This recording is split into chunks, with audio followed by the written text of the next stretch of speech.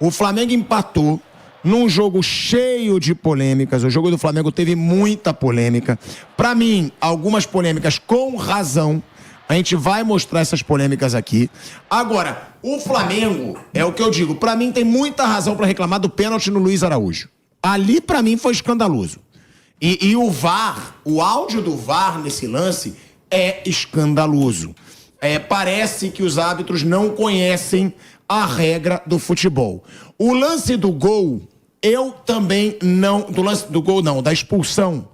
Eu também continuaria com a expulsão. Também não achei certo ter voltado atrás da expulsão. Já o do Bruno Henrique no pênalti ali, pedido, eu acho que pode ser interpretado como lance do jogo. O goleiro se protegeu, deu um chutão e meio que se defende contra o choque ali. Eu acho que eu não marcaria o pênalti. Agora, o Flamengo reclamou muito, Mauro César Pereira. Já a gente vai mostrar a reclamação do Marcos Braz aqui. Mas uma coisa que eu queria deixar claro, Mauro, minha opinião. Agora o Marcos Braz aparece. Agora o Bruno Spindel aparece. Eles não apareceram em momento nenhum para bancar o Tite, quando o Tite foi xingado no Maracanã. E eles que contrataram.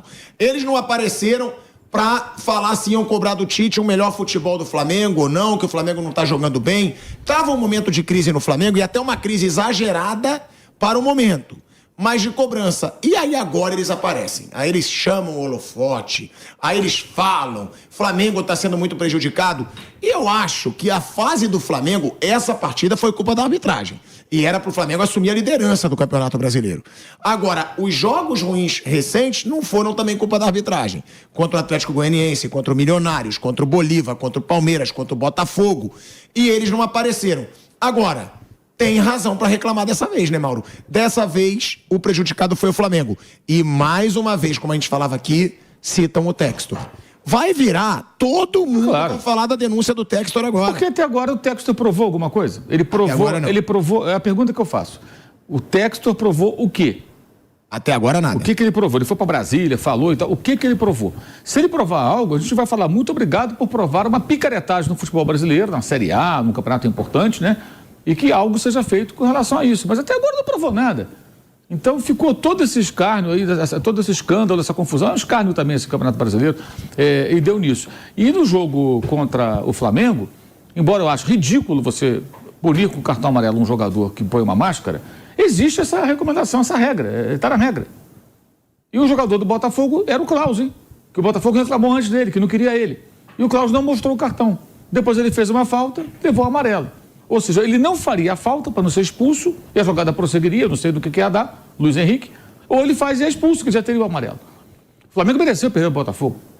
Mas a arbitragem, curiosamente, depois da toda a reclamação do Textor no Brasília contra o Klaus não teve coragem de dar um cartão amarelo para o jogador. O que é isso? Qual é a sensação que dá? Quem não chora não mama.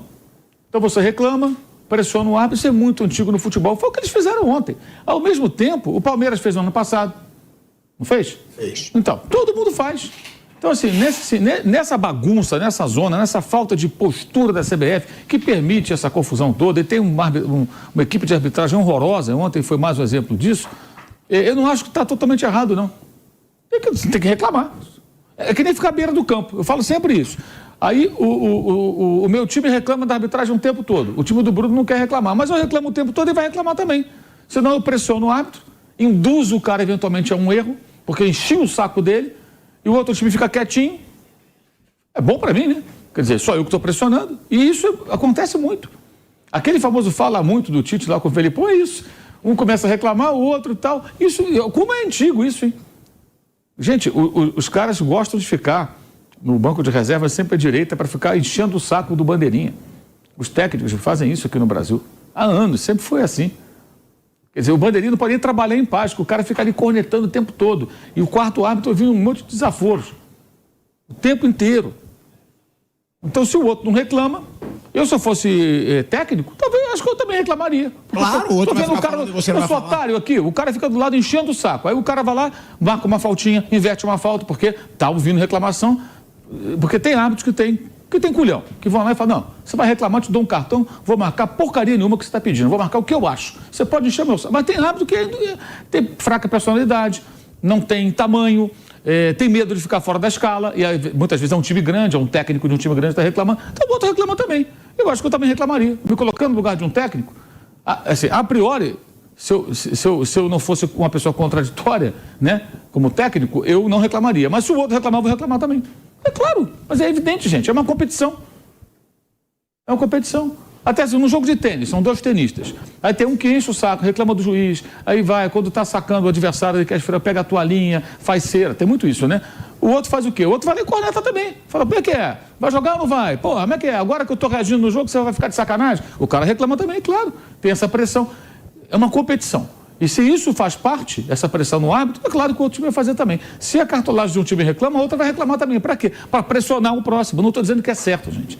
Estou dizendo que é a vida como ela é. Todos vão usar o Textor agora. As coisas como elas são. Então, o que fez o Flamengo ontem, outros vão fazer. Quando acharem que foram prejudicados. Com ou sem razão. E a culpa disso é da CBF. E dessa equipe horrorosa de arbitragem. O áudio do VAR ontem é uma coisa absurda. É uma coisa assim... Ele se mete na hora que o árbitro marca. Eles se superam. Não é expulsão não, porque o outro jogador tá chegando. Eles nem esperam. Você tem algumas questões ali. Primeiro, o posicionamento péssimo das câmeras, né? Até para impedimento e tudo. Horroroso. Um estádio que recebe jogos internacionais de Libertadores. Teve jogo de Libertadores contra o Botafogo, né? Teve 2 jogos, Botafogo e outro adversário, não lembro qual foi, que teve o Bragantino antes de jogar com o Botafogo e foi eliminado.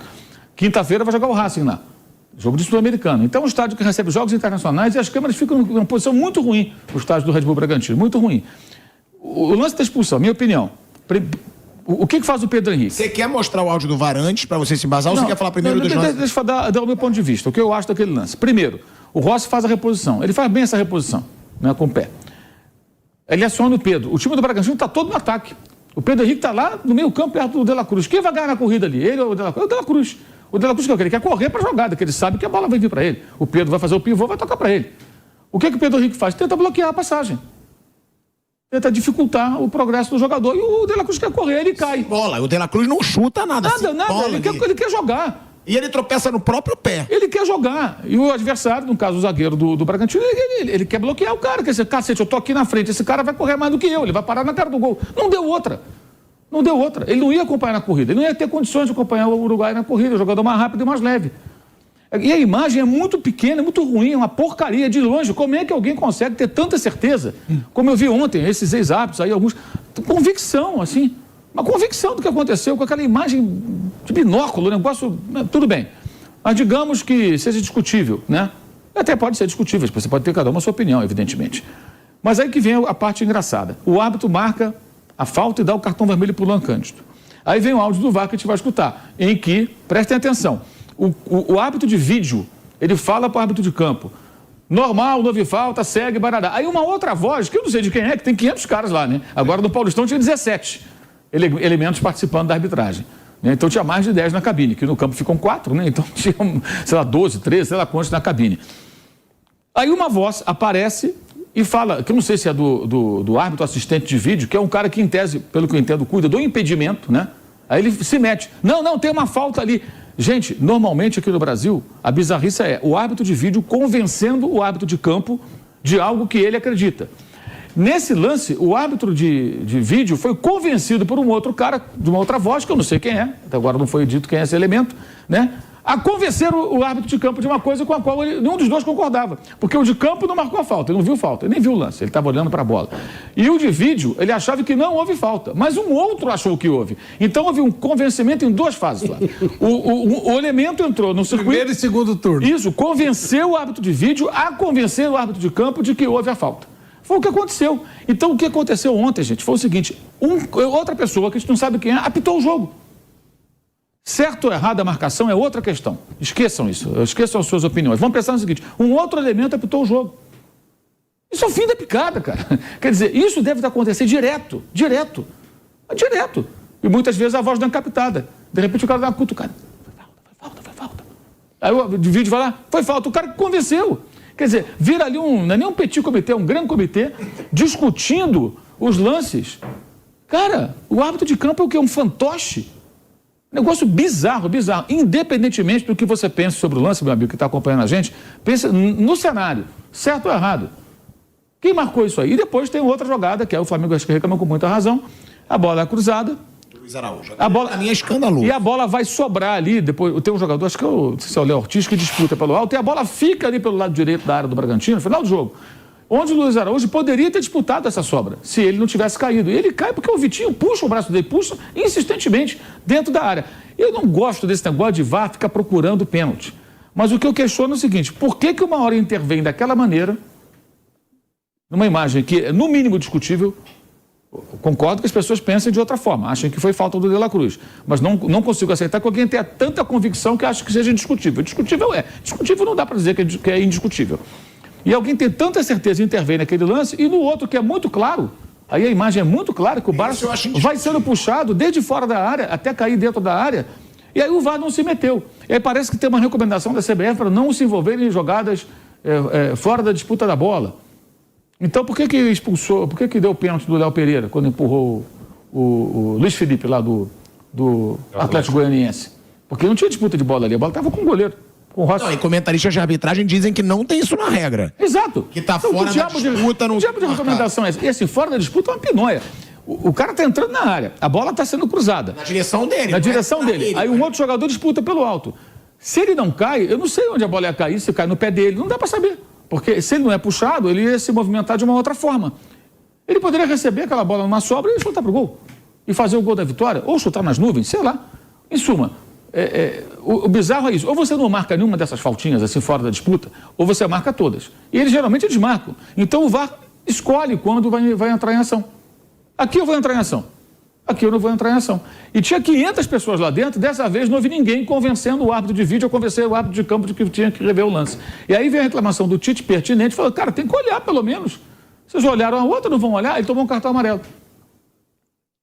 Eu tenho que olhar, lógico que tem que olhar. Se você olha toda hora, ou você não tem arbitragem intervencionista, ou então você vai ser intervencionista o tempo todo, meu irmão. O que não dá para o cara ficar escolhendo quando ele vai entrar em ação. Foi um negócio horroroso. Falando só de arbitragem até agora. O do Bruno Henrique, você achou? Não, ali não. Ali, eu também não achei, não. Acho que o goleiro se protege. Ele sofre um empurrão. Tem um jogador que eu lembro qual era do Red Bull Bragantino, que empurra o Bruno Henrique, mas o goleiro já está dando estourão na bola, chega na frente o Cleiton, o Bruno não ia alcançar aquela bola. Aí eu acho que é uma questão do jogo. Tem um empurrão, mas acho que... defesa, né? O goleiro vai para o choque, ele se Não, o pessoal reclama do jogador que empurra o Bruno Henrique na direção do goleiro. Ele sofre um empurrão ali. Mas ali, para mim, é uma disputa de bola ali, não marcaria nada de forma alguma. Acho que aí seria pelo em ovo. Mas o pessoal fica falando isso por conta da história lá do jogo do Atlético Goianiense, do Léo Pereira. Ah, marca aqui, não marca ali e tal. Já teve com o Everton, né? Bruno Henrique. Exato. Essa questão é essa. Agora, qualquer esbarrão, os caras querem porque vão ficar lembrando daquilo. Então, tudo roda e sai o quê? Sai na arbitragem. Essa sala do VAR de ontem, além daquela gritaria maluca, histérica, tem essa questão. Tem uma voz... Quem será o dono da voz, né? A gente pode ouvir, inclusive. A gente vai ouvir o VAR. Que convence o árbitro de vídeo a convencer o de campo. Cara, isso não existe, gente. Ó, não existe. A gente vai ouvir aqui o VAR para escutar aí do Flávio e o Bruno sobre esse papelão, mais uma vez, de áudio de VAR. Depois, claro, o Mauro César vai falar sobre o jogo, que o Flamengo teve uma atuação boa, né? Finalmente uma atuação boa do Flamengo do Tite nesses jogos aí de Libertadores e Brasileiro, além do São Paulo, que eu acho que foi uma atuação... não tão boa, porque pra mim foi um tempo bom. Eu achei bom. São Paulo não dominou. Mas aí no fim do segundo tempo deixou o São Paulo massacrar daquele jeito. Massacrou, né? Atacou, fez um gol, não teve mais nenhuma chance. A melhor chance foi do Flamengo no final, com pulga dentro da área que o goleiro defendeu o Rafael. Mas você não acha que o Flamengo continua... Eu acho que no contra o São Paulo, sem a Arrascaeta, por sinal, acho que o Flamengo jogou bem e teve um momento que o São Paulo fez um gol e buscou alguma coisa.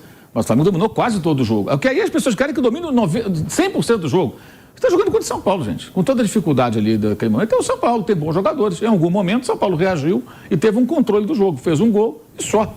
O Rossi não fez nenhuma defesa difícil depois. O Rafael fez várias no jogo, inclusive essa no final. Ali eu achei que o time jogou bem. E aí tem uma curiosidade. O Arrascaeta foi poupado desse jogo.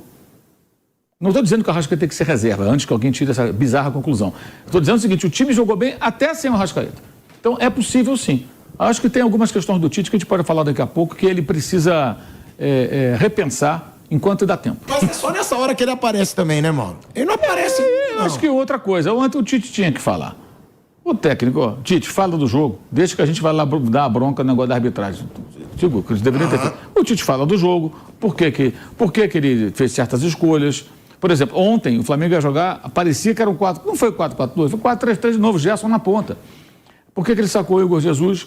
A minha pergunta é por que ele escalou o Igor Jesus? Que o garoto não tem jogado bem. Parece que ele pediu desculpa agora, sabia?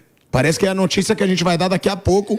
Agora, não é pra pedir desculpa, ele é o treinador, mas o garoto chorou, né? O garoto chorou, mas, cara, tá jogando no Flamengo, garoto. Tem 21 anos, tá jogando no Flamengo. Vai chorar, vai sair, vai ficar com raiva, mas ele que estava na marcação do Pedro Henrique no gol.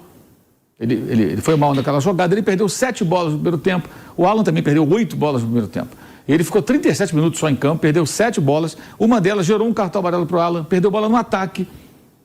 Foi dar um drible lá, perdeu a bola, aí o Bragantino foi ao ataque, o Alan teve que fazer a falta, tomou um cartão amarelo. Ele foi muito mal, ele não tem entrado bem nos jogos. Eu não sei por que ele foi titular, mas acho que ele deveria pedir desculpa por ter escalado, não por ter tirado. Quando tirou, tinha que tirar, não tinha jeito. E também algumas questões, como por exemplo, o De La Cruz jogando mais ali próximo da função da Arrascaeta, ele melhora quando joga um pouco mais atrás, é dele inclusive o passe para o gol do Bruno Henrique. Então o Tite fez algumas mudanças, corrigindo acho que algumas escolhas ruins que ele fez. Isso era importante ele falar.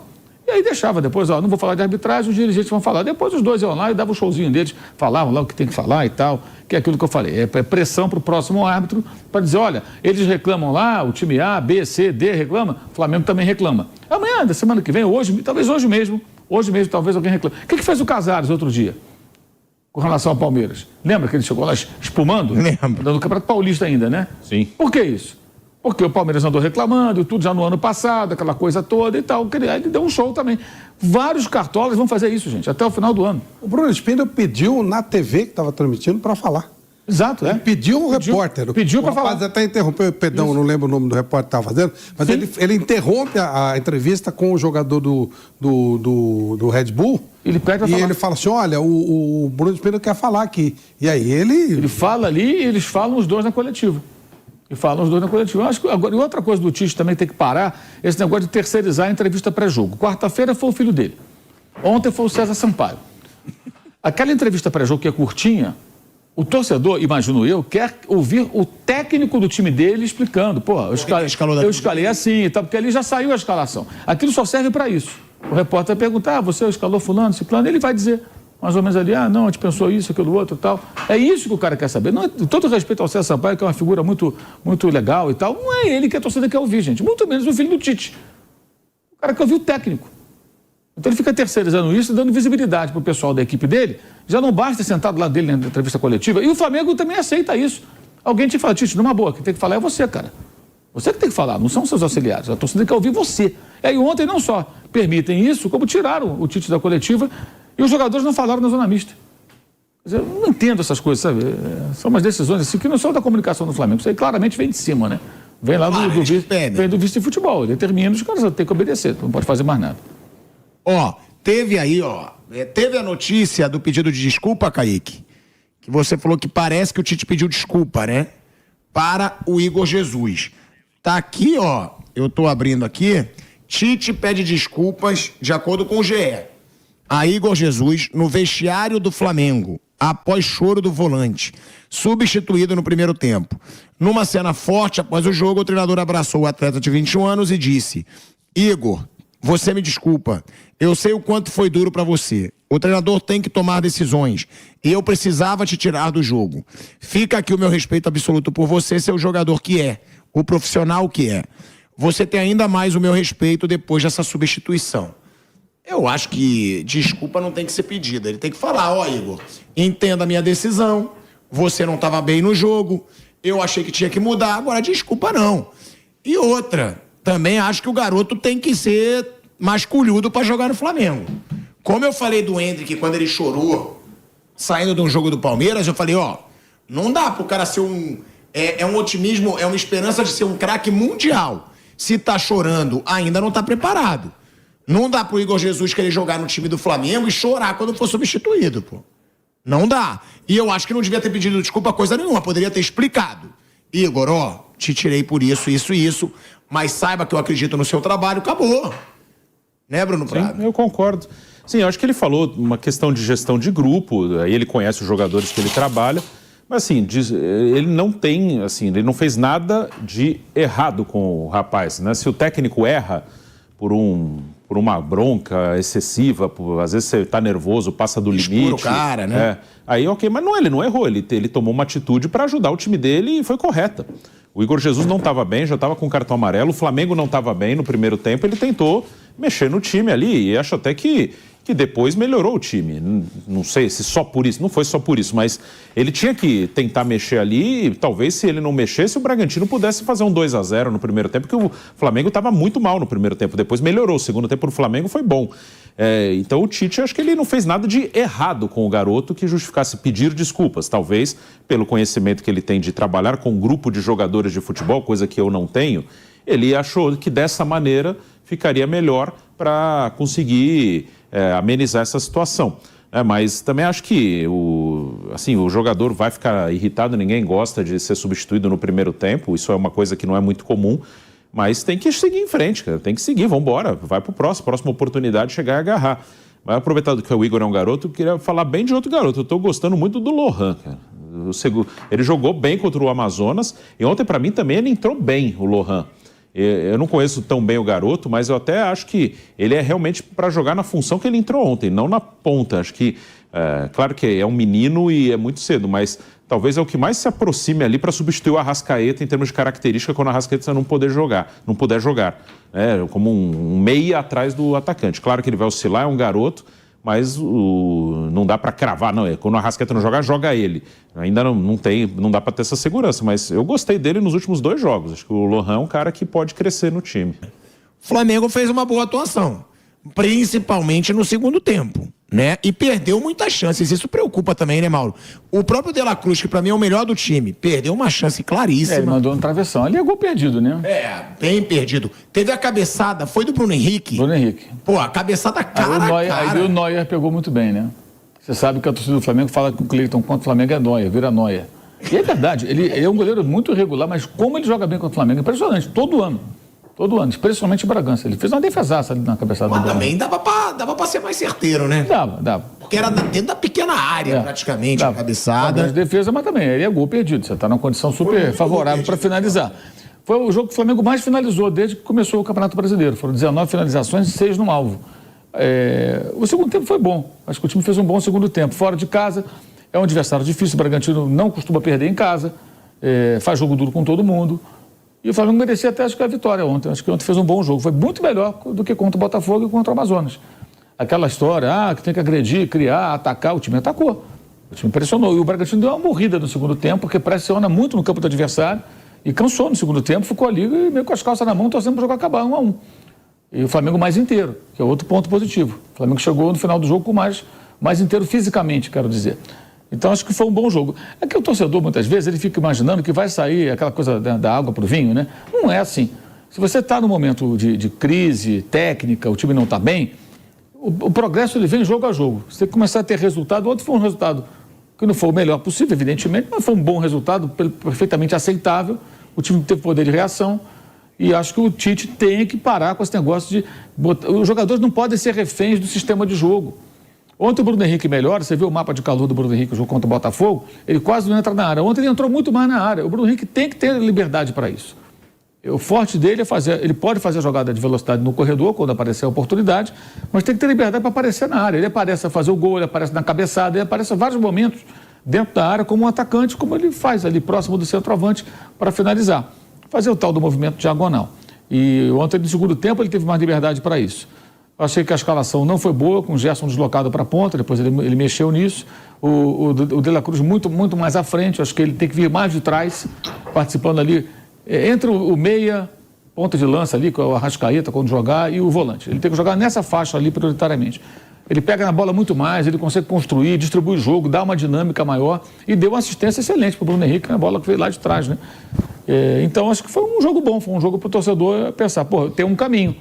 Bom, a gente tem um desabafo agora do Marcos Braz, Flávio Prado. Ele acabou de postar 2h10 da tarde.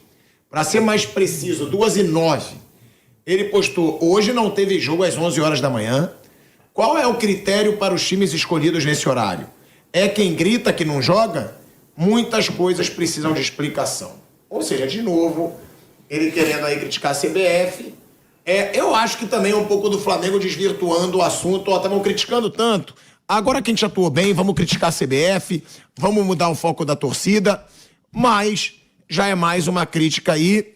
E o Bruno trazendo essa observação. O Flamengo jogou muito mal em jogos contra times que se recuaram. Você concorda? Pode ser que esse Flamengo do Tite possa ter jogado melhor porque pegou um Red Bull que se abre mais? Pode ser. E isso, um time técnico como o do Flamengo, ele tem mais facilidade para jogar. O que se cobra é um Flamengo criando na adversidade. O Flamengo é um time muito forte, ele é favorito contra qualquer adversário, exceção feita ao Palmeiras, quando ele vai jogar, talvez contra o Atlético, ele vai ser sempre favorito. Ele sempre vai jogar contra um time que tem receio, que vai ficar aqui atrás esperando. E é exatamente essa linha, né? Às vezes até 2 linhas que ele tem que passar, que ele precisa arrumar uma criatividade, uma maneira de vencer esse tipo de adversidade. Sobre essa postagem do Marcos Braz, eu tenho certeza, e não acho que o Flamengo esteja errado nesse pensamento, que o Flamengo vai adotar a linha de, já que a CBF afina para quem grita, eu vou gritar também. Como a CBF afinou pro Textor, o Flamengo vai chiar mesmo. E daqui a pouco, alguém já disse aqui, o Casares já chiou, o Palmeiras já chiou, vai ser uma briga terrível. Quero ver como é que a CBF vai fazer com todo mundo gritando, né? Agora, é claro, se só um grita e ela afina, os outros vão gritar também. Então, acho que está muito na linha de o que puder pegar no pé, eles vão pegar para a CBF também ficar com medo, como está com medo do Botafogo. É isso aí, torcedor. Tá aí a mídia esportiva falando muito bem do Flamengo. Flamengo que tem mostrado uma nova postura em campo.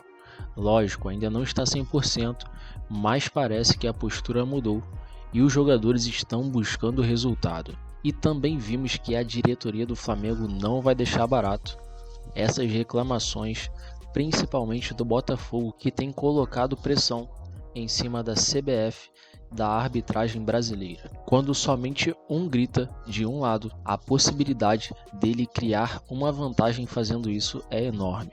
Então o Flamengo, percebendo também, vai começar a pegar no pé da arbitragem brasileira. O que você acha disso tudo aí, torcedor? Concorda que o Flamengo está mudando a postura?